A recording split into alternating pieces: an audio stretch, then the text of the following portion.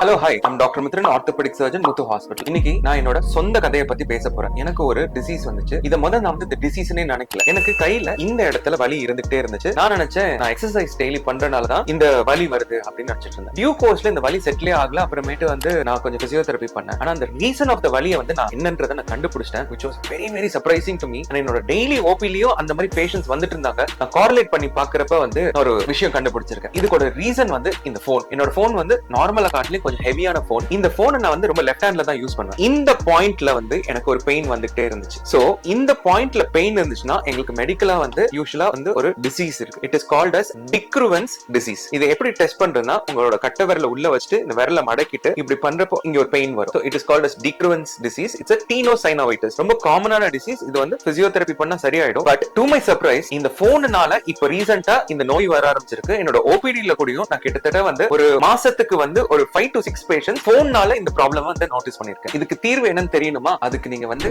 பேஜை ஃபாலோ பண்ணிட்டு என்னோட ஓபிடில வந்து விசிட் பண்ணுங்க. ட்ரீட்மெண்ட் ரொம்ப ரொம்ப சிம்பிள். சர்ஜரி எல்லாம் கிடையாது. சரியாயிடும்.